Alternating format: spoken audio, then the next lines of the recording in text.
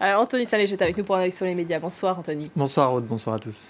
En France, vous nous parlez de cette affaire qui devient un sujet de société. 4 policiers ont été mis en examen, l'un d'entre eux pour viol, les autres pour violence volontaire, lors de l'interpellation d'un jeune homme. Il est hospitalisé depuis jeudi dernier.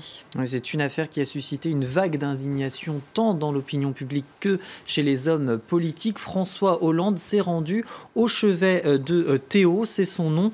C'était cet après-midi, le chef de l'État qui a rappelé le rôle protecteur de la justice, y compris lorsque les forces de l'ordre sont impliquées. Bruno Béchiza, le maire Les Républicains d'Aulnay, donc la ville d'où est originaire Théo, a précisé que ces agissements étaient une entrave à l'état de droit, lui qui est ancien officier de police. De son côté, Marine Le Pen, elle, n'a pas condamné les violences policières. Elle préfère jouer la carte de la prudence et dit attendre les résultats de l'enquête. Une enquête que Benoît Hamon, le candidat socialiste à la présidentielle, souhaite rapide pour permettre l'apaisement. De son côté, l'ancienne ministre de la Justice, Christiane Taubira, il semble qu'il y a un petit délai de latence au niveau d'Internet, c'est pour le chargement. Alors là, l'ancienne ministre Christiane Taubira, elle estime que un défaut d'exemplarité signifierait surtout la défiance au niveau de l'institution, car c'est vrai que cette affaire met à mal les relations déjà parfois tendues entre les forces de police et la population. Du coup, certains internautes appellent à ne pas faire d'amalgame. J'ai toujours soutenu les forces de l'ordre, mais lorsque des brebis galeuses déshonorent leur fonction, il faut le dénoncer. Ou encore cet autre internaute qui nous dit « ça ne peut pas être la police, ça à vomir », d'autant que plusieurs policiers se sont désolidarisés des agissements des collègues incriminés et en ont honte. C'est ce que nous rappelle l'avocat de la victime, Théo, maître Dupont-Moretti. Les policiers incriminés qui ont livré leur version des faits à l'IGPN, la police des polices.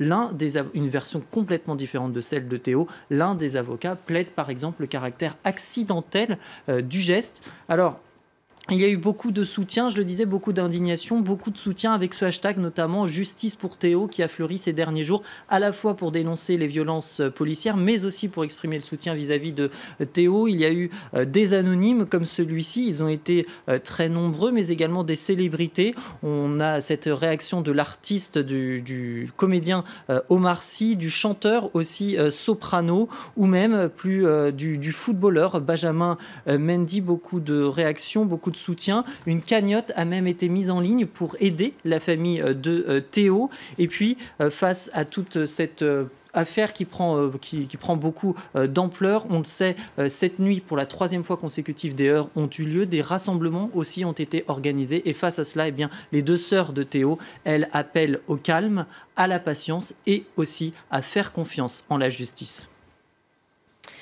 On reste en France. Nicolas Sarkozy va être donc renvoyé en correctionnel. On l'évoque dans nos journaux, dans l'affaire Big Maillot, le financement illégal de sa campagne électorale en 2012. Et Nicolas Sarkozy a décidé de faire appel. Il le peut.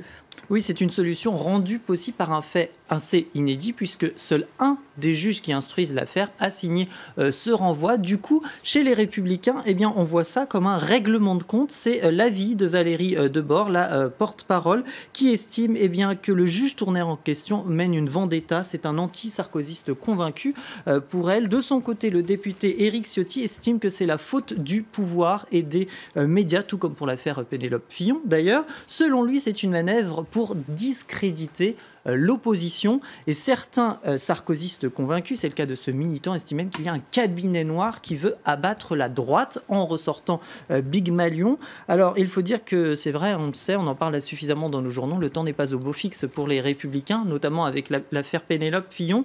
Et du coup, est-ce que Big Maillot va sauver le soldat Fillon? C'est un petit peu le sens de ce dessin. Imagine-t-on le général de Gaulle sauvé par le retour de l'affaire Big Maillot? En tout cas, pour les internautes, il est impossible de ne pas parler des 2 affaires en même temps. Surtout, certains du coup estiment qu'ils ont la même profession, celle d'escroc. Pour cet internaute, ils ont exhumé le tweet de François Fillon en novembre dernier, qui estimait qu'avec Nicolas Sarkozy, il formait un des tandems les plus efficaces de la Ve République. Toutefois, je précise que certains s'en sont pas amusés du tout. Pour cette personne, c'est très grave, puisque ça empoisonne surtout la vie politique française. Je vous remercie beaucoup, Anthony.